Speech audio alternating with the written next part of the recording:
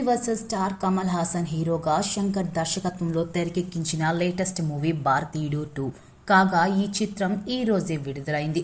మరి ప్రేక్షకులను ఏ మేరకు మెప్పించిందో సమీక్షంలోకి వెళ్లి తెలుసుకుందాం. ఇక ఈ సినిమా కథ విషయానికి వస్తే చిత్ర అరవింద్ అండ్ అతని స్నేహితులు సమాజంలో అవినీతిపై, అన్యాయాలపై సోషల్ మీడియాలో వీడియోలు చేస్తూ ప్రజలకు అవగాహన కల్పించే ప్రయత్నం చేస్తుంటారు. ఈ క్రమంలో జరిగిన కొన్ని నాటకీయ సంఘటనల నేపథ్యంలో వారంతా భారతీయుడు మళ్లీ రావాలంటూ పోస్టులు పెడతారు. భారతదేశంలో అవినీతిని వ్యతిరేకంగా పోరాడిన స్వతంత్ర సమరయోధుడు, సేనాధిపతి అయిన భారతీయుడు తిరిగి ఇండియాకి వస్తాడు. దారుణమైన అవినీతి చేసిన వారిని, ప్రజల సొమ్మును దోచుకున్న కొందరిని భారతీయుడు చంపేస్తాడు. అలాగే యువకులను మోటివేట్ చేస్తాడు.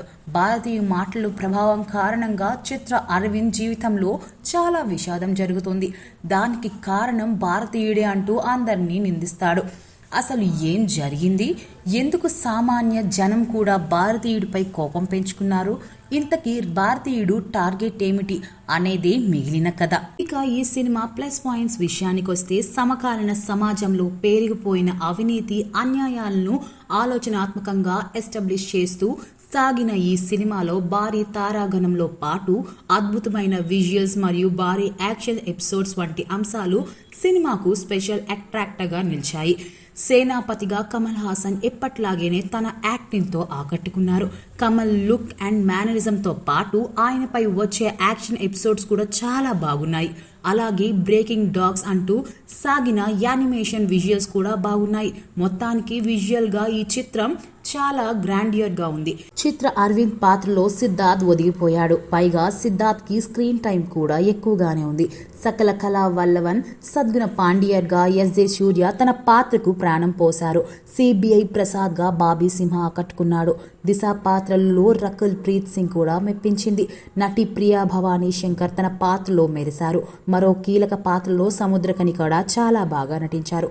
అలాగే వివేక్, గుల్షన్ గోవర్ లతో పాటు మిగిలిన నటీనటులు కూడా తమ పాత్రలకు పూర్తి న్యాయం చేశారు.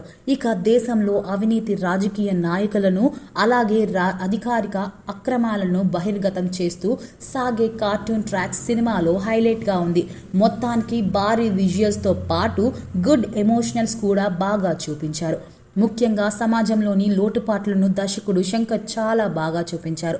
చివర్లో 3వ పార్ట్ కి సంబంధించిన రివీల్ చేసి షార్ట్స్ కూడా బాగున్నాయి.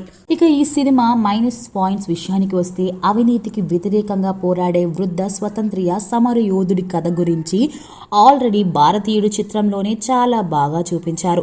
దీంతో ఈ సీక్వెల్స్ లో ప్లాట్ పరంగా, పాత్రల పరంగా ఫ్రెష్నెస్ మిస్ అయింది. సమకాలీన సంఘటనల ఆధారంగా స్క్రీన్ రాసుకున్నప్పటికీ వాటిలో ఎలాంటి కొత్తదనం లేదు. దీంతో స్క్రీన్ ప్లే చాలా రెగ్యులర్ గా సాగుతున్న ఫీలింగ్ కలుగుతోంది. అదేవిధంగా కొన్ని సన్నివేశాల్లో బోర్గా సాగాయి.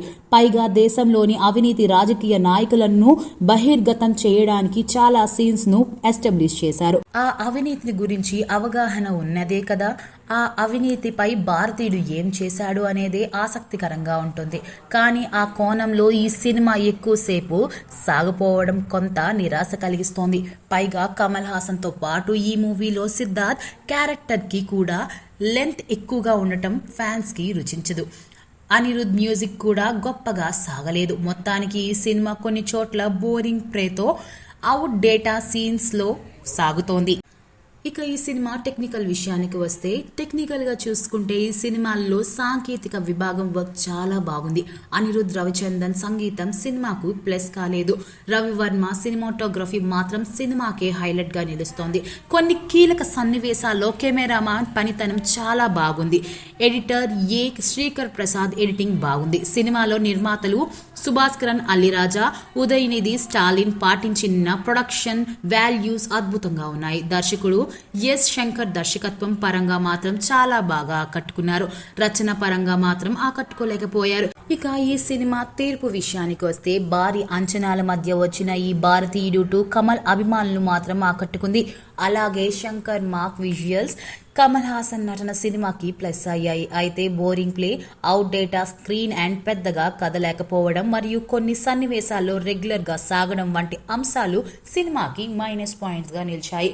ఓవరాల్ గా కమల్ హాసన్ తన లుక్స్ అండ్ పెర్ఫార్మెన్స్ తో తన అభిమానులను మాత్రం అలరించారు.